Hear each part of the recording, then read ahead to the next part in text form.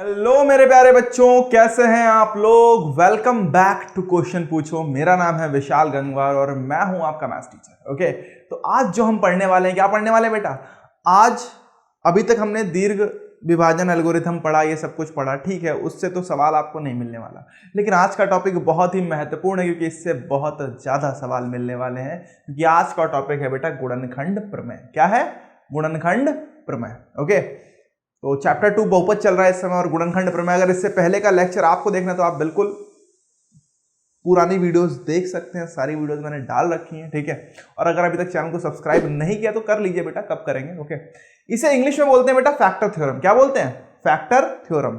गुणनखंड प्रमेय क्या होती है ये भी हम सीखेंगे, ओके, समझेंगे। अब इसमें बहुत सारी चीजें आएंगी। देखो, इससे पहले क्योंकि अभी आपका सिलेबस कम हो गया है तो इसीलिए एक बीच में प्रमेय होती थी, शेषफल प्रमेय, जो कट गई है सिलेबस से। कट तो गई है लेकिन उसे समझना थोड़ा बहुत जरूरी है वैसे तो, ओके। लेकिन चलिए, खैर कोई बात नहीं। तो गुणनखंड प्रमेय समझते हैं पहले क्या कहती है। कि यदि px घात n 1 से बड़ा या उसके बराबर हो, ओके, वाला एक बहुपद हो, कि भाई घात 1 से बड़ी या उसके बराबर वाला कोई बहुपद है px, और a कोई वास्तविक संख्या है। a जो है यहाँ पे कोई वास्तविक संख्या कोई भी हो सकती है, -2, 3, 4, 3/2, 6, कुछ भी हो सकती है। एक वास्तविक संख्या, करनी दो, कुछ भी हो सकती है, ठीक है। तो x - a जो होगा हमारा, वो px का एक गुणनखंड होता है यदि pa बराबर 0 हो। अब ये pa होता क्या है, हमें इतना खैर कुछ सोचना नहीं है। pa क्या होगा भाई, a जो हमारी संख्या थी वो हमने a इसमें रख देंगे, तो जो भी आएगा, अगर ये 0 हो गया तो इसका मतलब ये एक गुणनखंड हो गया। समझ में आ गया, नहीं आ गया?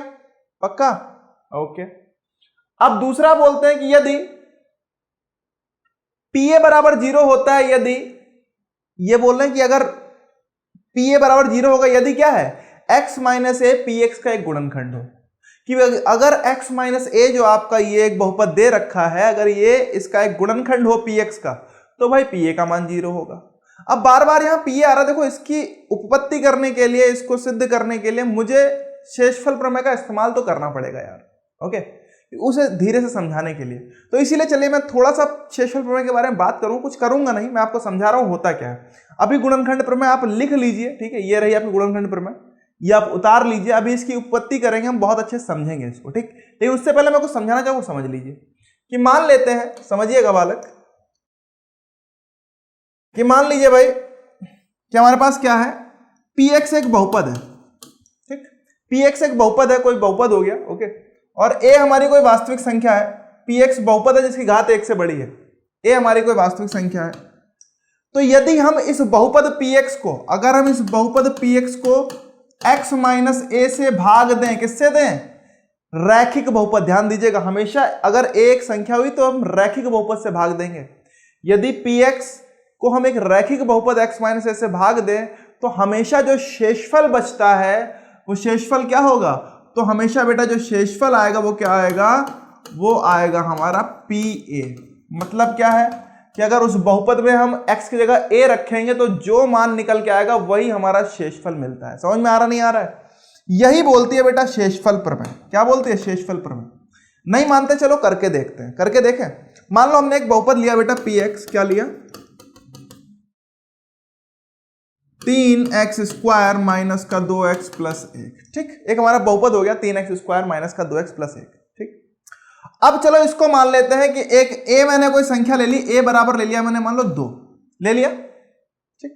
या फिर मैं बोलूं आपसे हटाओ, तो अच्छा मैं अगर इसको मैं x - 2 से भाग दूं, मतलब मान लेते हैं qx हमने मान लिया, क्या हो गया हमारे पास, x - 2 हो जाएगा। देखो x - a से भाग दिया, a अगर कोई संख्या थी तो x - a से भाग दे रहे थे, तो x - 2 से अगर मैं इसे भाग दूं, अब जरा देखते हैं, आइए देखते हैं क्या बचेगा। शेषफल पहले मैं निकाल रहा हूं और फिर मैं रख के भी देखूंगा क्या वही शेषफल आ रहा है, आ रहा है वो तो सही है।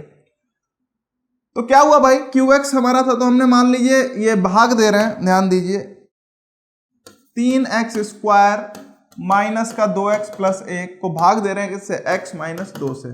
कैसे भाग दी जाती है, इसी बहाने एक और भाग वाला क्वेश्चन देख लोगे, ठीक है। कैसे भाग दी जाती है बेटा, सबसे बड़ा वाला जो पद होता है उसको सबसे बड़े वाले पद से भाग देते हैं। तो बेटा क्या है, 3x स्क्वायर को x से भाग देंगे तो बेटा x से x चला गया, ये आ गया 3x, ठीक है। पहला हमारा मिल गया, हमें क्या मिल गया, 3x, ठीक। तो बेटा इस 3x से गुणा होगी तो क्या होगा, 3x की गुणा x से होगी तो 3x स्क्वायर, 3x की गुणा -2 से होगी तो 3 दूनी 6, माइनस का 6x हो जाएगा, प्लस माइनस माइनस, ठीक, चिन्ह बदल गए, यहां माइनस हो गया यहां प्लस हो गया, ये तो चल बस है। ये देखो माइनस का 2x प्लस का 6x, माइनस प्लस माइनस, लेकिन चिन्ह हमेशा बड़ी वाली संख्या का लगता है, तो यहां क्या हो जाएगा, यहां हो जाएगा भाई 4x, ठीक, प्लस 1, ठीक है। अब आगे देखते हैं, अगला अगर हम देखें तो क्या करने वाले हैं यहां पे हम, तो बेटा x माइनस 2 क्या है, ये हमारा अब नया भाज्य हमारा ये आ गई, तो बेटा अब हमें 4x गायब करना है, इसका सबसे बड़ा पद जो भी हो वो गायब करना होता है, सबसे बड़ा पद क्या है, 4x है, 4x गायब करना है, 4x को किससे भाग दें, x से भाग देंगे तो क्या आ गया, 4 आ गया, प्लस का आ गया, वही प्लस का 4 उठा के लिख दो भाई, +4, तो बेटा 4 से गुणा होगी तो क्या आ जाएगा 4x, 4 दूनी 8, माइनस का 8, जोड़ दो भाई, मतलब चिन्ह बदल दो, ये हो गया हमारा माइनस, ये हो गया प्लस, ये तो चलेगा, 1 और 8 जुड़ेगा तो बेटा 9 आ जाएगा, मतलब हमारा शेषफल जो आया वो 9 आ गया, नहीं आ गया, आ गया। अब मैं सच बताऊं, अगर सिर्फ आपको शेषफल निकालना होता इतना कुछ करने की जरूरत ही नहीं थी, सीधे सीधे क्या करते हैं, अगर हम x की जगह 2 रखेंगे, जो a हमारा है, a क्या है 2 के बराबर है, वो यहां पे रख के देखो जरा, आओ भाई, p 2 रख के देखेंगे तो क्या मिलेगा, देखो जरा, 3 गुणा 2 का वर्ग माइनस 2 गुणा 2 प्लस का 1, क्या आएगा बेटा, देखो 2 दूनी 4, 4 तियां 12, माइनस 4 और प्लस 1, बेटा क्या आ गया 13 माइनस 4, कितना आ गया, देखो 9 आ गया, नहीं आ गया, तो हम कह सकते हैं हमारा शेषफल निकल के आया वो क्या आ गया, देखो p 2 के बराबर आ गया, नहीं आ गया, आ गया। तो बेटा कुछ नहीं, pa जो यहां पे हम बात कर रहे हैं वो pa कुछ और नहीं, यहां पे शेषफल की बात कर रहे हैं, किसकी बात कर रहे हैं बेटा, शेषफल। यही होता है कि यदि हम किसी भी बहुपद को अगर किसी रैखिक बहुपद x माइनस a से विभाजित करते हैं तो बेटा हमें जो शेषफल मिलेगा वो क्या मिलेगा, pa होगा हमारा, क्या होगा, pa। वैसे तो इसको हमें कोई सवाल इस पे आधारित आपसे नहीं पूछा जाएगा, लेकिन इसका प्रयोग मैं यहां करने वाला हूं, इसीलिए मैंने आपको समझा दी, ठीक है। आइए अब समझते हैं होता क्या भाई। पहला हमारा बिंदु था कि x माइनस a px का एक गुणनखंड होता है, कब होता है, यदि pa बराबर 0 हो, यदि pa बराबर 0 हो। जरा ध्यान से देखो, यहां पे चाहे तो हम ऐसे लिख सकते हैं, कैसे लिख सकते हैं, यहां पे चाहो तो मैं ऐसे लिख सकता हूं कि px बराबर क्या हुआ, x माइनस a से हमने उसे भाग दिया था, गुणा gx हमारा निकल के आ रहा था कुछ, ये gx आया प्लस rx होता है, और rx हमारा क्या हो गया बेटा, pa के बराबर हो गया, नहीं हो गया, अरे pa के बराबर हुआ था, तो हमारे पास ये जो है वो हो गया px बराबर x minus a gx plus pa। इस समीकरण का इस्तेमाल करने वाले हैं बेटा, ये समीकरण बहुत ध्यान से, ये जो हमारा एल्गोरिथम है इसका हम इस्तेमाल करने वाले हैं कि rx जो हमारा शेषफल rx था, अब शेषफल क्या है pa, क्योंकि x माइनस a से अगर हम भाग देंगे तो शेषफल हमारा pa के बराबर हो जाता है। वही मैंने बस अब इसी का मैं काम करने, इसी का यूज करने वाला हूं, इसी का इस्तेमाल करूंगा, इसीलिए इसको मैंने आपको बता दिया, ठीक। कैसे करूंगा जरा ध्यान से देखिए, आइए भाई उत्पत्ति करते हैं इनकी, करें जरा ध्यान से देखो बालक, अगर इनकी उत्पत्ति की जाए तो क्या मिलेगा हमें, उत्पत्ति,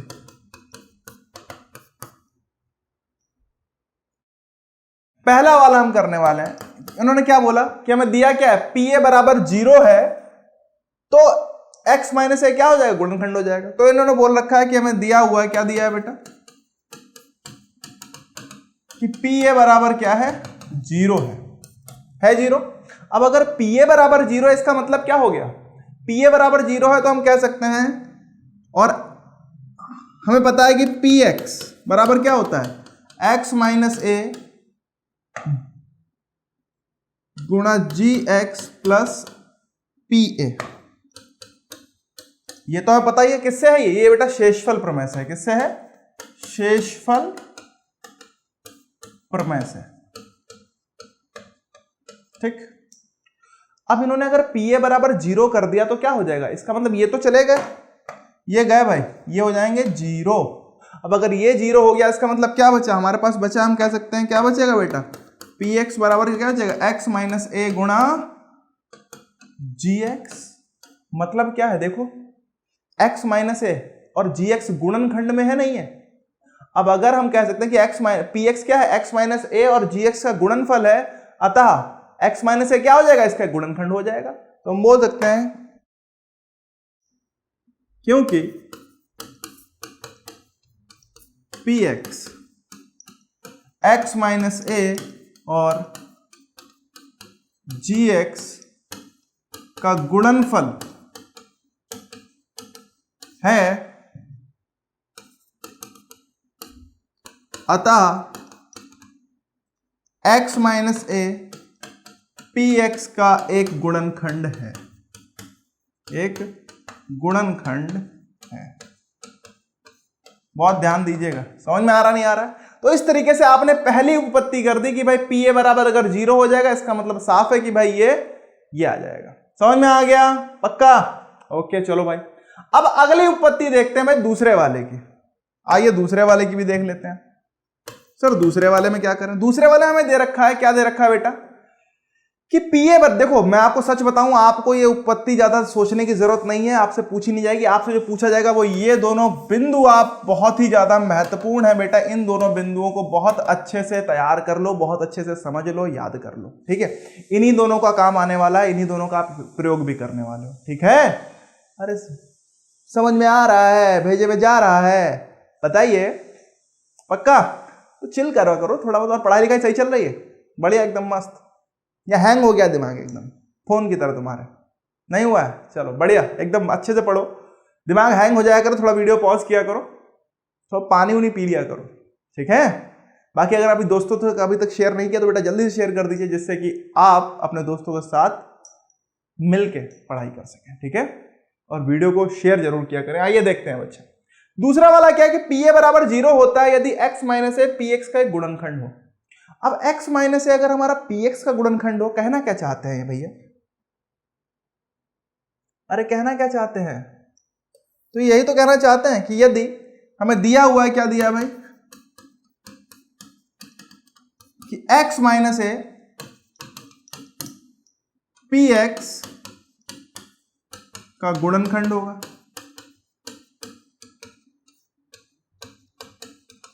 ठीक है? अब अगर सोचो बेटा पी एक्स का क्या है, पी एक्स एक्स माइनस ए का गुणनखंड है, तो गुणनखंड है तो सीधी सी बात है भाई पी एक्स बराबर क्या होगा? गुणनखंड कब होता है? जब शेषफल 0 हो तभी तो गुणनखंड होता है। तो हम बोलते हैं पी एक्स बराबर क्या होगा बेटा? ये हो जाएगा एक्स माइनस ए गुणा जी एक्स होगा, अतः हम ये बोल सकते हैं। हो गया भाई, ठीक है।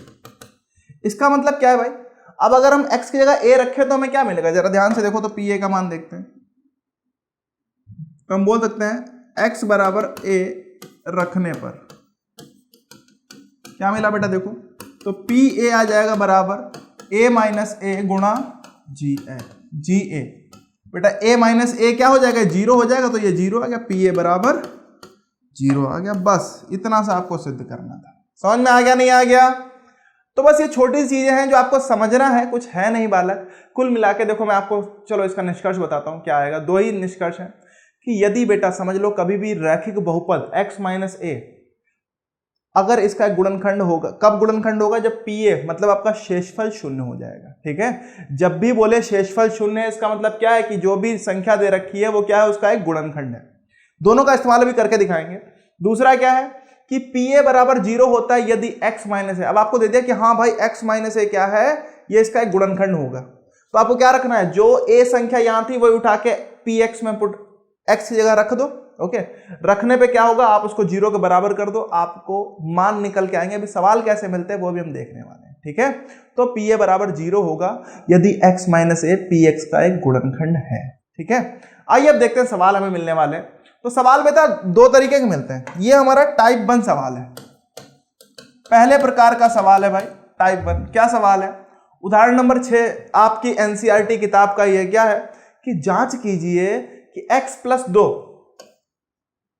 बहुपदों x की घात 3 प्लस 3x का वर्ग प्लस 5x प्लस 6, एक बहुपद ये दे रखा है बेटा, और दूसरा बहुपद क्या है?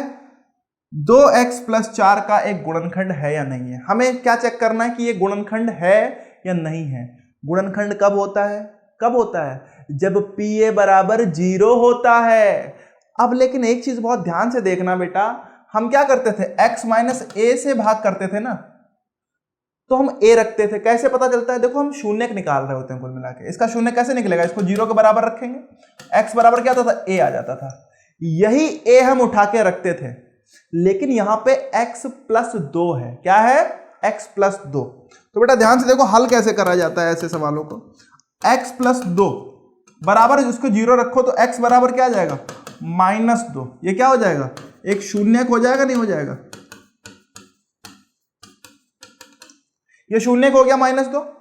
अब ये -2 हमें उठा के रखना। कभी भी बेटा जब भी आपको रखना होगा तो आप पहले जिससे आप भाग देने वाले हो एक तरीके से, या फिर देखने वाले हो कि ये गुणनखंड है या नहीं है, आप उसको पहले 0 के बराबर रख के उसका एक शून्य, जो भी शून्य का है वो शून्य निकाल लो।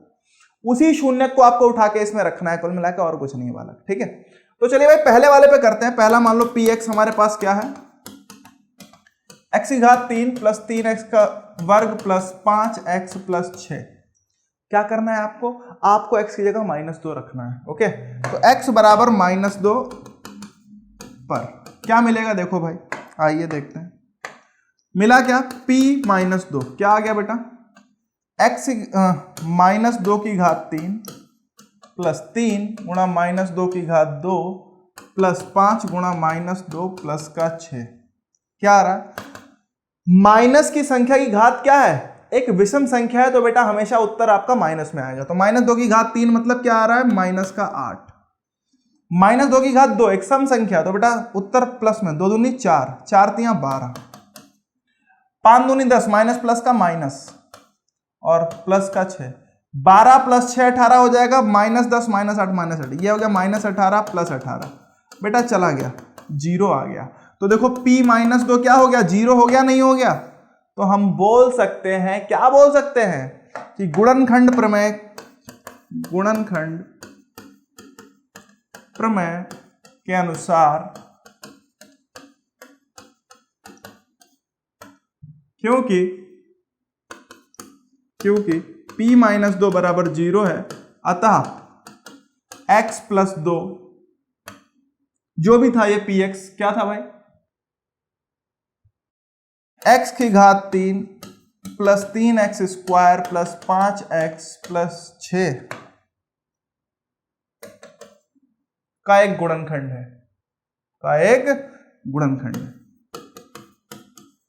समझ में आ गया किस तरीके से आपको करना है ये सवाल। आपको सबसे पहले जो भी बहुपद दे रखा उसका शून्य निकालो, शून्य निकाल के जो भी आए वो शून्य का मान उठा के जो आपको जिस बहुपद का गुणनखंड खोजना है ये है या नहीं है उसमें डाल दो।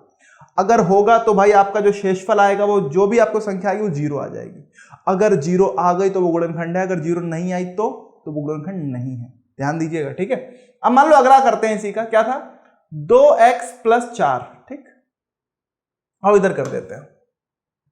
दूसरा है भाई, मान लो gx मान लेते हैं इधर, चलो भाई आओ px ही रहने दो, 2x प्लस 4, ठीक, x बराबर -2 रखेंगे, क्या रखेंगे, x बराबर -2 पर। आइए भाई देखते हैं, तो p -2 क्या हो जाएगा, 2 गुणा -2 प्लस 4। देखो 2 दूनी 4, माइनस प्लस का -4 हो गया, प्लस का 4, खत्म, टाटा हो गया बालक। ये भी क्या हो गया, ये भी शून्य आ गया। अतः हम बोल सकते हैं, क्या बोल सकते हैं, यहां ही बोल देंगे कि x प्लस 2 2x प्लस 4 का एक गुणनखंड है। समझ में आ गया। तो इस तरीके से बेटा पहले तरीके के सवाल, पहले प्रकार के सवाल आप कर सकते हो। समझ में आ रहा नहीं आ रहा है, ओके। इस तरीके से आप पहले तरीके के सवाल आप कर सकते हो और बहुत आसान है, कुछ इसमें कोई बहुत बड़ी साइंस नहीं लगने वाली, बहुत बड़ी गणित नहीं लगने वाली। अब दूसरे तरीके के सवाल कैसे मिलते हैं वो देख लीजिए।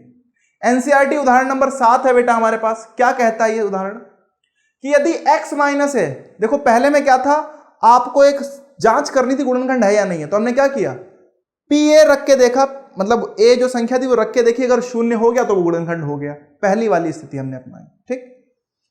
लेकिन अब दूसरे वाले में क्या करना है, हमें पता है कि यदि x माइनस है, देखो क्या दिया है, 4x की घात 3 प्लस 3x का वर्ग माइनस 4x प्लस k का एक गुणनखंड है। इन्होंने बोल दिया ये गुणनखंड है। तो k का मान ज्ञात करना है। k ये रहा, इस k का मान कैसे ज्ञात करना है, तो हम बोल सकते हैं बेटा कि px हमारा क्या हो जाएगा, मान लो हल देखें तो px हम कह सकते हैं क्या हो गया, 4x घात 3 प्लस 3x का वर्ग माइनस का 4x प्लस का k, ये हो गया हमारा px।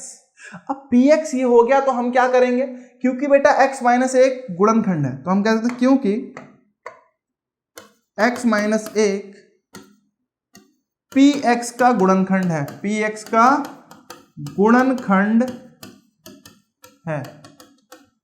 अतः अब x माइनस 1 को मैं 0 के बराबर रखूंगा तो क्या आ जाएगा, x बराबर 1 आ जाएगा, नहीं आ जाएगा। अतः हम बोल सकते हैं अतः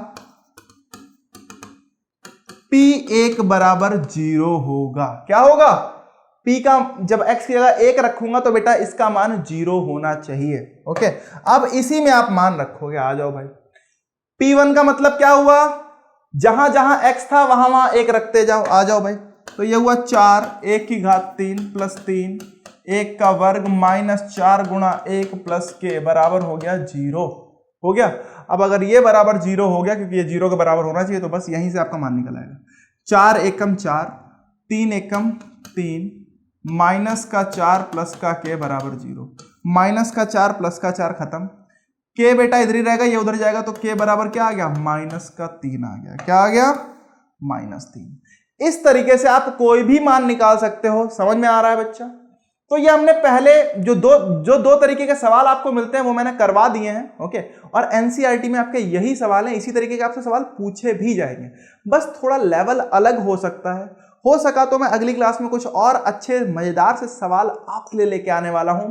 तब तक के लिए चैनल सब्सक्राइब कर लो, वरना छूट जाएंगे। समझ में आ रहा नहीं आ रहा है, समझ रहे हो बालक? ओके, और नोटिफिकेशन ऑन कर लीजिएगा। बाकी अच्छे लग रहे हैं वीडियोस, आपको समझ में आ रहा है तो बेटा जल्दी से कमेंट और लाइक कर दिया करें वीडियो को। ओके, मिलते हैं अगली क्लास में। आपको बताना है आपको पहले दूसरे क्वेश्चन में सबसे बेहतर क्वेश्चन कौन सा लगा। ओके, पहला या दूसरा। ओके, तो चलिए मिलते हैं नेक्स्ट क्लास में, तब तक के लिए बाय बाय।